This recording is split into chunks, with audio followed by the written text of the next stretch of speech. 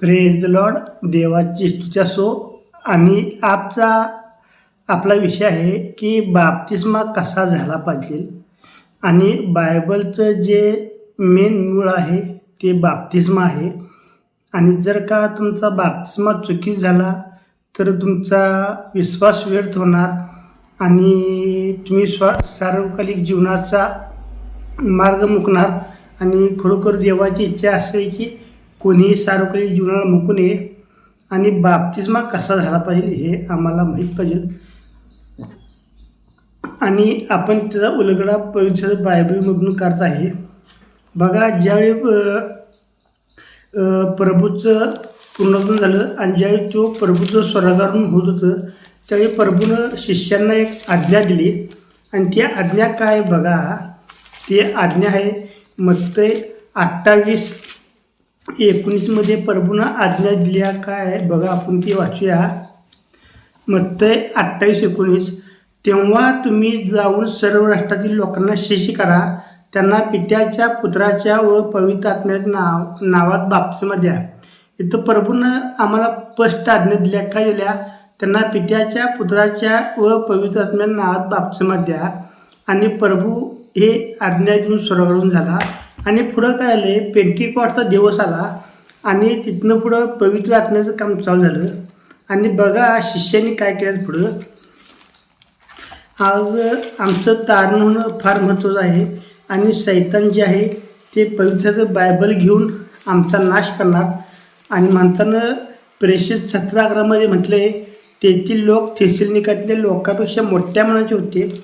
त्यांनी मोठ्या उत्सुकतेने वचनात स्वीकार केला. आणि या गोष्टी अशाच आहेत की काय ते परतीशी शास्त्रात शोध केले.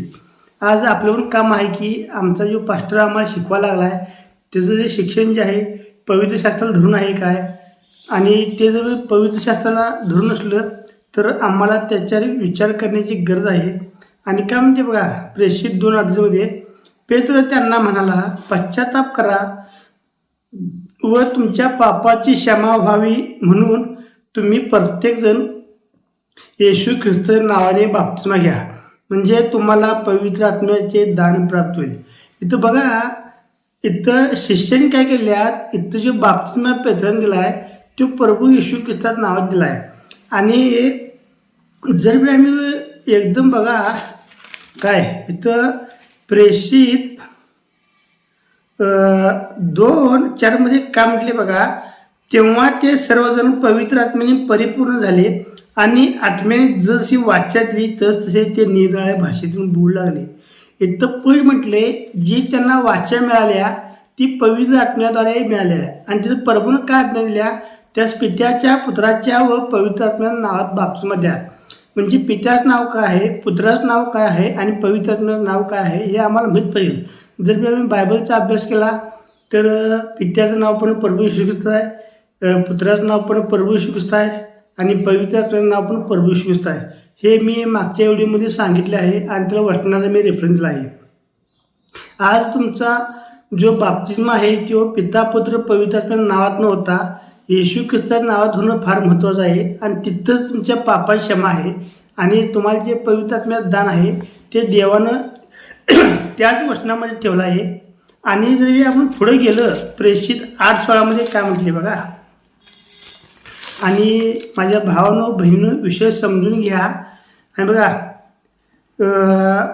16, कारण तोपर्यंत त्यांच्यापैकी कोणावरही तो उतरला होता, प्रभू येशू नावात त्यांचा बाप्तिस्मा मात्र झाला होता. आणि तिथं आम्ही बघितलं तर आम्हाला स्पष्ट कळते की त्यांचा जो बाप्तिस्मा झाला होता प्रभू येशू ख्रिस्ताच्या नावात झाला होता. इथं असं म्हटलं नाही की पित्याच्या, पुत्राच्या, पवित्र नावात बाप्तिस्मा झाला होता. जर आम्ही पुढं प्रेषित 10:48 बघितलं, प्रेषित 10:48 काय म्हणते बघा, मग प्रभू येशू ख्रिस्ताच्या नावात त्यांचा बाप्तिस्मा व्हावा अशी त्याने आज्ञा केली. तेव्हा काही दिवस राहावे म्हणून त्यांनी त्याला विनंती केली. बघा इथं पण स्पष्ट आज्ञा केल्या. काय आज्ञा केल्या, मग प्रभू येशू ख्रिस्ताच्या नावात त्यांचा बाप्तिस्मा व्हावा अशी त्याने आज्ञा केली. इथं पेत्रानं आज्ञा दिल्या. काय दिल्या, त्यांचा प्रभू येशू ख्रिस्ताच्या नावात बाप्तिस्मा झाला पाहिजे. आणि बघा प्रेषित 19:5 काय म्हटले बघा, प्रेषित 19:5 काय म्हटले बघा, हे ऐकून त्यांनी प्रभू येशू नावाने बाप्तिस्मा घेतला.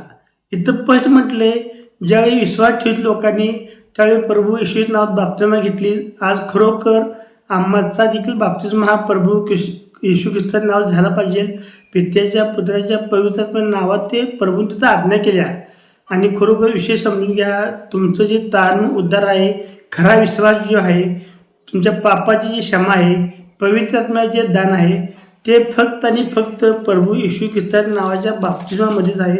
पुढं आम्ही जर गलतीकरस पत्र 3:27 जर बघितलं आपण, ते पण वाचा म्हणजे आम्हाला कळल म्हणजे की विषय काय आहे. आणि खरोखर विषय समजून घ्या.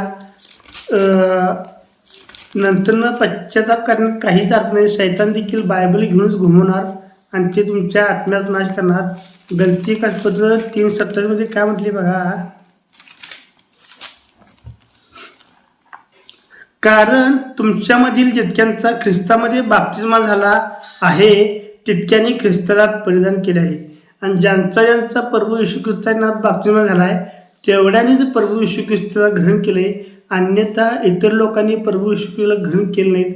आणि खरोखर हे वचन देवानं सांगायला मला सहाय्य केलं, त्याबद्दल देवाच्या नावाला कोटी कोटी धन्यवाद. तुम्ही पण समजून घ्या, त्रेक्याच्या शिक्षणामधून बाहेर पडा.